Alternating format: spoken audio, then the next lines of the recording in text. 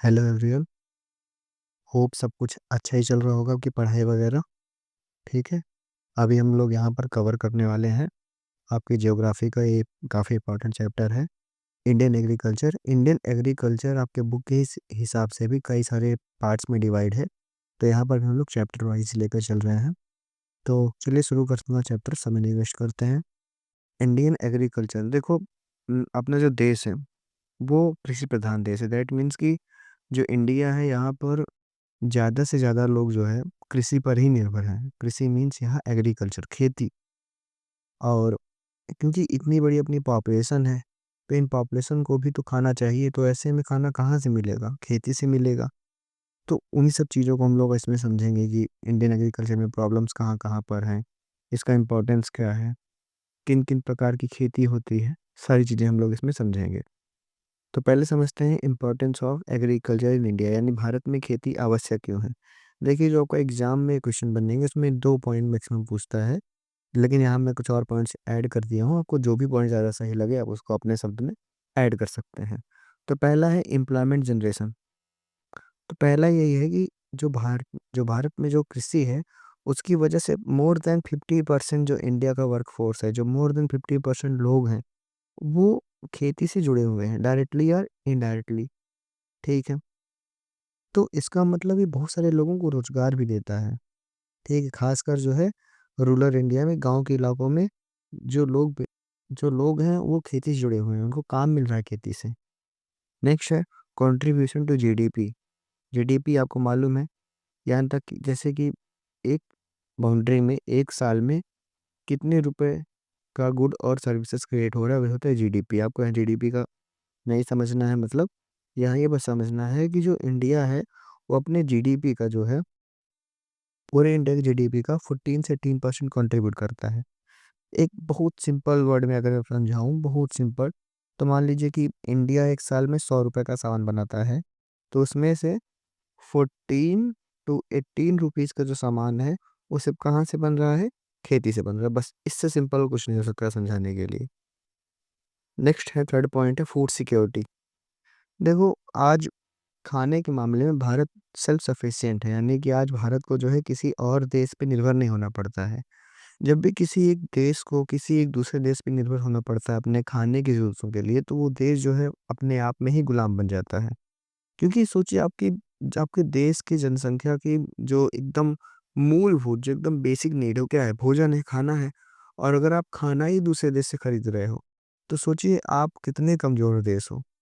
तो आज भारत कमज़ोर इसलिए नहीं है क्योंकि भारत अपना जो कम से कम खाना है, जो फूड है, वो खुद ही जो है उगाता है।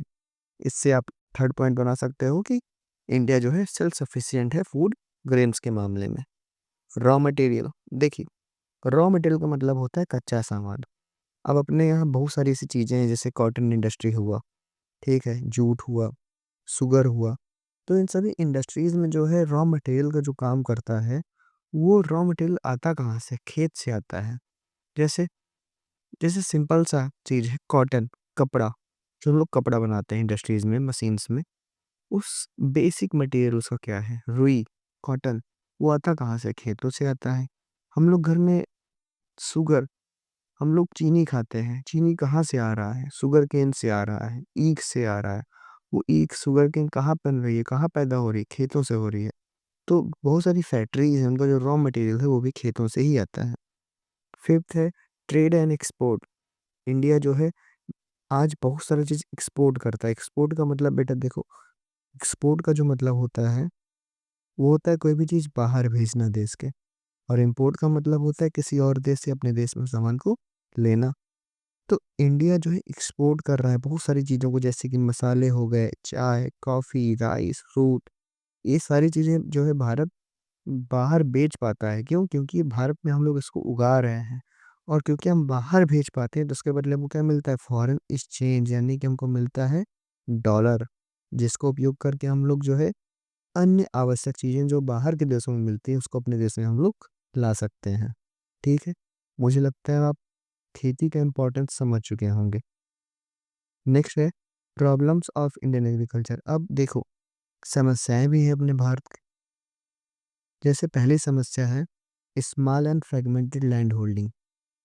यानी कि जो है अपने यहाँ जो खेती है लोगों के पास वो छोटी-छोटी, यानी कि बहुत छोटे-छोटे उनके पास खेत हैं। और खेत ऐसे हैं कि एक खेत यहाँ है, फिर दूसरा खेत इस खेत से करीब 1 किलोमीटर दूर पे है, यहाँ पर है। तो ये समस्या होती है किसान के लिए। मान लीजिए किसान के पास लिमिटेड रिसोर्स है कि उसको जो है अपने खेत के लिए ट्यूबवेल लगवाना है सिंचाई के लिए। तो वो सोचेगा यहाँ लगवाऊँ कि यहाँ लगवाऊँ। हो सकता है ये वाला खेत उसके घर के ज़्यादा पास में हो, तो इस वाले खेत की देख-रेख ज़्यादा कर पाए, इस खेत की देख-रेख कर ही ना पाए। तो स्मॉल लैंड होल्डिंग है और दूसरा प्रॉब्लम है कि फ्रेगमेंटेड, एक हिस्सा यहाँ है, एक हिस्सा यहाँ है, ऐसी समस्याएँ हैं। दूसरा है लो प्रोडक्टिविटी, यानी कि हमारे यहाँ जो है ग्लोबल एवरेज के मुकाबले जो यील्ड है, जो पैदावार है, वो बहुत कम है। कारण क्या है?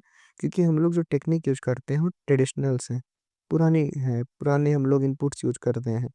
यानी कि अगर कोई बाहर का देश है, वो अपने मान लीजिए 1 हेक्टेयर में, एग्ज़ाम्पल की बोल रहा हूँ, 1 हेक्टेयर में 1000 केजी अनाज उगा रहा है, तो सेम साइज़ के खेत में 1 हेक्टेयर में इंडिया में जो है हो सकता है सिर्फ़ 800 केजी ही अनाज उग पा रहा हो, यानी कि जो पैदावार है, जो यील्ड्स है पर हेक्टेयर वो काफ़ी कम है। थर्ड प्रॉब्लम है डिपेंडेंसी ऑन मानसून। हमारे यहाँ जो इरिगेशन कवरेज है, जो सिंचाई की जो व्यवस्था है, वो बहुत ही लिमिटेड है। और हमारे यहाँ जो किसान हैं वो मोस्टली गरीब हैं, उनके पास ज़्यादा बेहतर सिंचाई की सुविधा नहीं है। तो किस पे डिपेंड करते हैं हमेशा?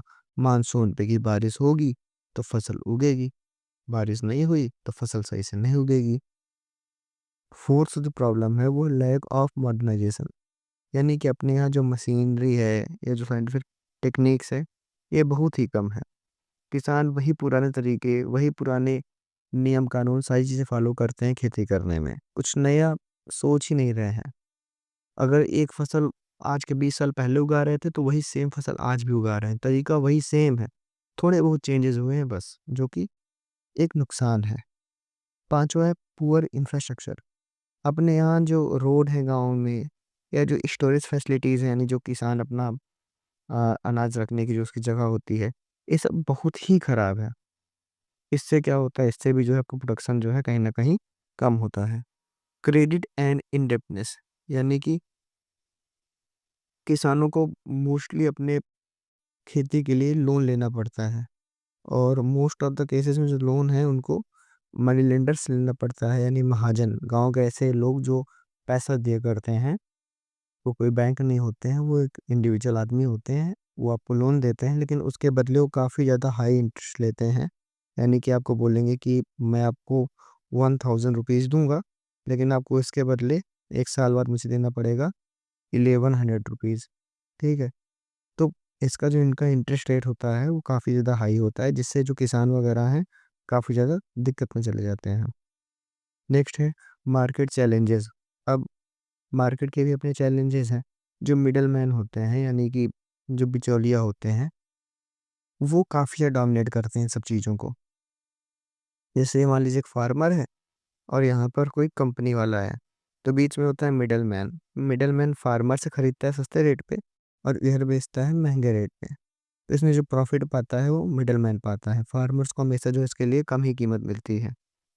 And land degradation and over use, यानी कि हमारे जो इंडिया में जो फर्टिलिटी है सॉइल की, वो धीरे-धीरे कम होती चली जा रही है। क्यों? क्योंकि हम लोग जो है जो केमिकल फर्टिलाइज़र हैं, पेस्टिसाइड है या फिर जो हमारा पानी है जो ज़मीन में, वो सब घटता चला जा रहा है।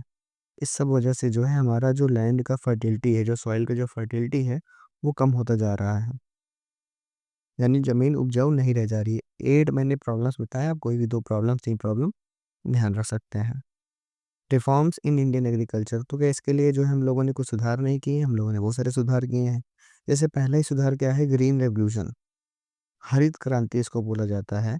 और ये जो है शुरू किया गया था 1960 से लेके 1917 तक चला गया था। इसका जो फ़ोकस था, वो ये था कि इंडिया जो है सेल्फ सफिशिएंट बन सके। क्या बन सके? Self sufficient. इस वर्ड को याद करना, अगर ग्रीन रेवोल्यूशन पूछता है तो बोल देना सिंपल कि इसका टारगेट ये था कि इंडिया जो है सेल्फ सफिशिएंट बन सके फूड ग्रेन्स के मामले में, ठीक है?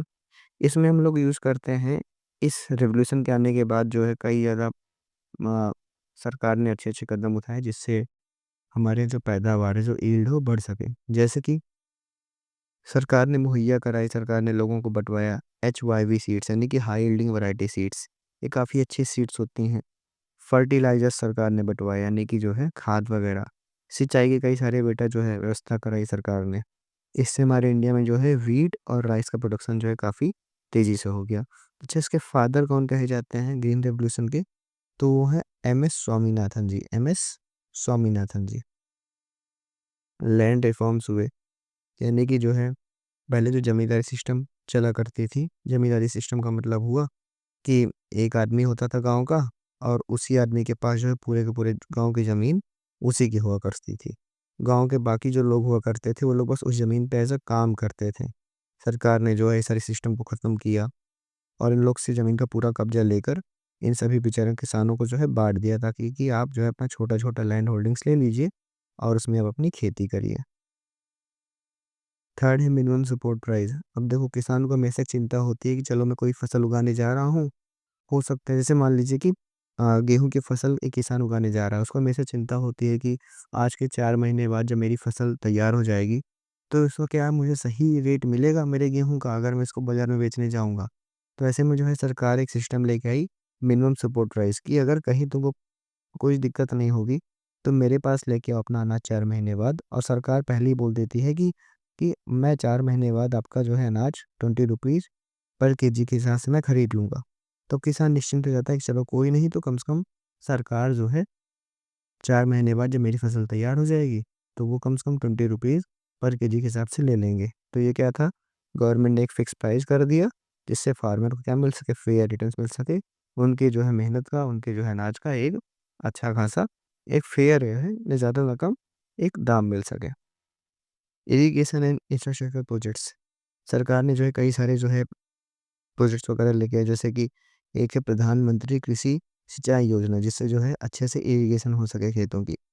इस और मैंने अभी ऊपर बताया ना, एक प्रॉब्लम ये है कि लोगों को लोन लेना पड़ता है बिचौलिए महाजन लोगों से, मनी लेंडर लोगों से। तो उसके लिए सरकार जो है केसीसी लेके आई। केसीसी का मतलब किसान क्रेडिट कार्ड, यानी कि आप किसान लोग जो है ये आराम से बैंक जा सकते हैं और वहाँ पर अपने खेत पे जो है लोग लोन ले सकते हो, भी बहुत ही मिनिमम इंटरेस्ट के साथ। उसको बोलते हैं किसान क्रेडिट कार्ड।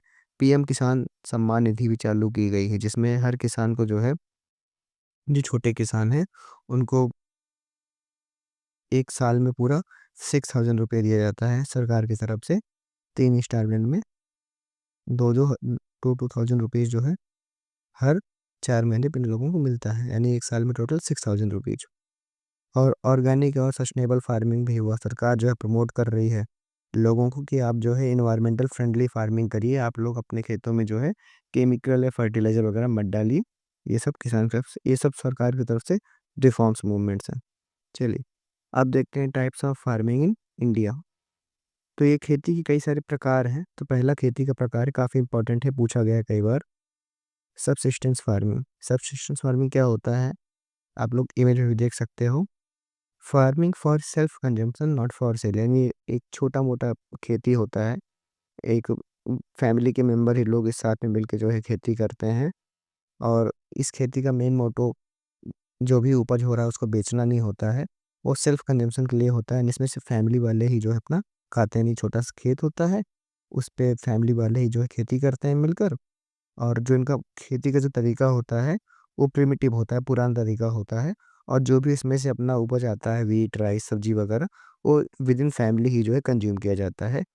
इसमें जो भी उपज होता है बेच नहीं सकते, क्योंकि ऑलरेडी वो थोड़ा ही होता है, खेत भी छोटा होता है। इसके फीचर मैंने बताया, स्मॉल होल्डिंग, खेत छोटे होते हैं, फैमिली ही लेबर अपना देती है, फैमिली ही काम करते हैं मिलकर। इसमें जो टेक्नोलॉजी होती है ओल्ड होती है, आप लोग इसमें देख सकते हो इमेज में, कि यहाँ पे जो किसान हैं, ये बैल वगैरह से अपने खेत की प्लगिंग वगैरह कर रहे हैं। उसके अलावा मोस्टली जो फ़ोकस होता है यहाँ पर, वो ये होगा है कि राइस, व्हीट या पल्स वगैरह उगाई जाए, जो फैमिली के लिए ज़रूरत है। ठीक है? कहाँ प्रैक्टिस किया जाता है? ख़ासकर अपने रूरल पार्ट में, यानी भारत के गाँव में। सेकंड है कमर्शियल फार्मिंग, नाम से ही क्लियर है, कमर्शियल फार्मिंग यानी कि आप खेत भी देख सकते हो कितने बड़े-बड़े इसमें खेत हैं इमेज में। तो ये ऐसी फार्मिंग है जिसका मेन वर्क ये होता है कि जो प्रोड्यूस होता है उसको मार्केट में सेल किया जा सके, बेचा जा सके। ठीक है? काफ़ी लार्ज स्केल पे चीज़ें होती हैं, काफ़ी बड़े खेत होते हैं। मॉडर्न टेक्निक यूज होते हैं, और जो खेती होती है मार्केट ओरिएंटेड होती है, यानी कि बाजार के लिए होती है। इसमें अच्छे चाहे भी सीड्स यूज होते हैं, इरिगेशन फैसिलिटी होती है, मशीन्स यूज होते हैं, और फसल उगाई जाती है जैसे गन्ना, शुगरकेन, कॉटन, टोबैको, यही सारी चीज़ें। नेक्स्ट है शिफ्टिंग एग्रीकल्चर। इसका एक और नाम है स्लैश एंड बर्न। शिफ्टिंग यानी नाम से ही क्लियर है, शिफ्ट होना रहता है। तो इसमें क्या होता है कि जो फॉरेस्ट लैंड होता है उसको क्लियर किया जाता है, साफ़ किया जाता है। फिर कुछ समय के लिए उस पे जो है खेती होती है, और फिर उसके बाद जो है उसको छोड़ दिया जाता है। नई जगह जाकर फिर वहाँ किया जाता है। इसको और भी कई नाम से जाना जाता है जैसे झूम या पोडू, स्लैश एंड बर्न, झूमिंग, तो इसके नाम है ही हैं। तो इसको बस इतना समझ लीजिए कि मान लीजिए कोई छोटा-मोटा जंगल है, उस जंगल में जो है कुछ लोग आएँगे, उस जगह को लोग साफ़ करेंगे एक जगह को, वहाँ के पेड़ों को जो है लोग काटेंगे, काट के जो है उसकी राख से वहाँ पे खेती करेंगे वहीं पे ज़मीन पे, और फिर 2-3 साल बाद जब उस ज़मीन की जो फर्टिलिटी लूज़ हो जाएगी तो लोग ज़मीन को छोड़ के आगे निकल जाएँगे, ठीक है? इससे प्रॉब्लम ये होता है कि आप लिख सकते हैं, इससे प्रॉब्लम ये होता है सॉइल इरोज़न का एक समस्या बनती है, और डिफ़ॉरेस्टेशन से इससे, क्योंकि लोग आप जंगल काट रहे हो तो डिफ़ॉरेस्टेशन तो हो ही जाएगा। काफ़ी सेंसिटिव होता है, पैदावार भी कम होती है, बहुत पुराना मेथड है ये, ठीक है? अब नेक्स्ट है इंटेंसिव फार्मिंग। इसका जो डेफिनेशन होता है वो ये है कि एक स्मॉल लैंड होल्डिंग में जो है काफ़ी ज़्यादा मैक्सिमम आउटपुट निकालना, यानी खेत छोटा होगा लेकिन उसमें इतना बेहतरीन तरीके से जो है हाई लेबर यूज़ कर लेंगे, कैपिटल लगा देंगे, पैसा लगा देंगे, फर्टिलाइज़र यूज़ करेंगे, सिंचाई यूज़ करेंगे, अच्छी सीड्स यूज़ करेंगे कि उसमें से जो पैदावार है वो जो है लोग मैक्सिमाइज़ कर लेते हैं। यानी कि छोटे फील्ड से अगर आप जो है मैक्सिमाइज़ कर लेते हो आउटपुट, तो उसको बोलते हैं intensive farming. Extensive farming just इसी का अपोजिट हो जाता है। इसमें खेत तो बड़े होते हैं लेकिन इसमें जो है लेबर कम यूज़ होता है, ठीक है? और उसके अलावा इसमें उतना मतलब बेहतरीन तरीके से ध्यान नहीं दिया जाता है, तो वो होता है एक्सटेंसिव फार्मिंग। इसमें फीचर क्या है, इसमें लेबर कम होते हैं, इनपुट काफ़ी ज़्यादा इसमें यूज़ नहीं किया जाता है। पूरी फार्मिंग मैकेनाइज़्ड होती है, और इसमें जो पर हेक्टेयर पैदावार है वो कम होती है, जबकि इंटेंसिव वाले में जो पर हेक्टेयर पैदावार है काफ़ी ज़्यादा होती है। क्यों? क्योंकि हम लोग इसमें पूरा इंटेंसिवली पूरा अपना ज़ोर लगा देते हैं कि कैसे अपनी पैदावार ज़्यादा से ज़्यादा हो सके। जबकि एक्सटेंसिव में लैंड एरिया तो बड़ा होता है लेकिन उसमें जो एक प्रकार से तुम बोल सकते हो कि अपना जो अ, इंटेंसिटी होता है वो काफ़ी कम होता है, उसको बोलते हैं एक्सटेंसिव फार्मिंग। नेक्स्ट है प्लांटेशन फार्मिंग। आप देख सकते हो कितने जहाँ तक आपकी निगाह जा रही है वहाँ पर पेड़ लगे हुए हैं। तो डेफिनेशन है लार्ज स्केल, यानी कि देखो खेती आप खुद ही देख सकते हो कितने बड़े एरिया में हुआ है। Commercial farming of a single crop, यानी कि जब आप बहुत सारे बड़े इलाके में सिर्फ एक सिंगल क्रॉप उगाओगे तो उसको बोलते हैं प्लांटेशन फार्मिंग, ठीक है?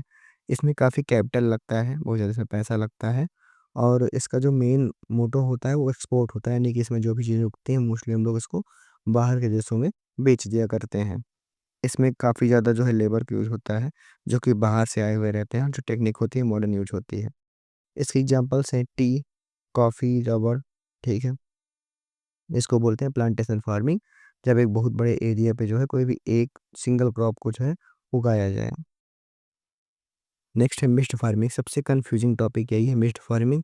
लोगों को लगता है मिक्स्ड फार्मिंग का मतलब हुआ कि 2 या 3 फसल एक साथ उगाना, नहीं, मिक्स्ड फार्मिंग का मतलब होता है कि आप खेती भी करो, उसके साथ जो है लाइवस्टॉक रियरिंग भी करो, यानी कि आप खेती भी कर रहे हो, साथ में जो है आपने अपने साथ में कुछ जानवर भी पाले हुए हैं अपने घर पर।